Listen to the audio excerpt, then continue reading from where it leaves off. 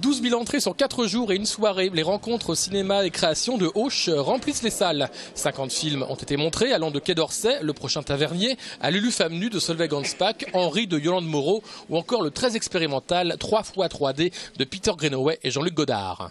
Alors dans ces films-là, certains vont sans doute rencontrer un public large, d'autres sont des films qui s'adressent à des niches peut-être de spectateurs, mais pour nous tous les films ont le droit à l'existence, tous les films intéressants ont le droit à l'existence et c'est un peu le but de ce festival, de prolonger le travail que font de leur mieux, les salles d'arrêt essai en France, partout, et nous à Auch notamment, bien sûr.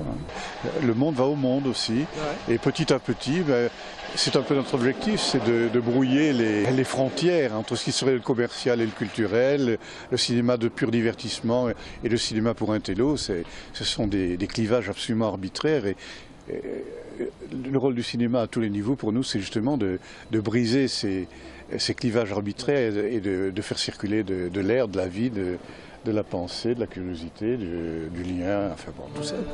La plupart des films montrés étaient présents au Festival de Cannes cette année, des films français mais aussi étrangers avec le prochain long métrage des frères Cohen, le nouveau Jarmusch qui sortira en 2014 ou encore A Touch of Sin de Yazanke. Le Gers, un îlot protégé pour l'art et essai.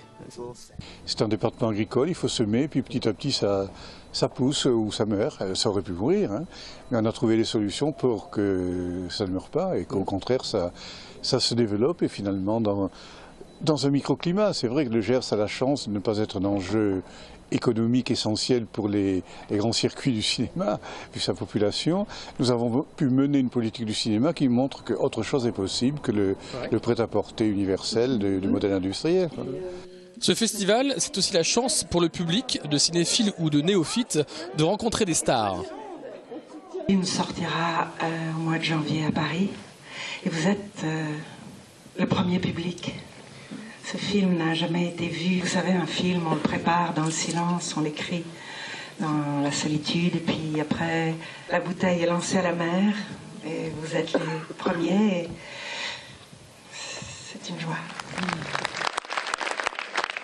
Fanny Ardant présentait son deuxième long métrage en tant que réalisatrice, avec au casting une Asia Argento troublante de ressemblance. Ce que j'ai aimé dans Asia, et je pense toujours que c'est une qualité essentielle chez un acteur ou une actrice, c'est d'être disponible. Par définition, un acteur, il a tout tourné, il a tout vu, il a tout entendu. Mais un film, c'est un moment précis, avec un début, un milieu, une fin, avec un metteur en scène, avec des obsessions, avec une façon de filmer des détails.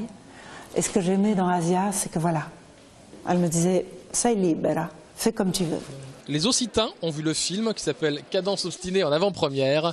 Les Toulousains devront attendre, eux, le 8 janvier prochain.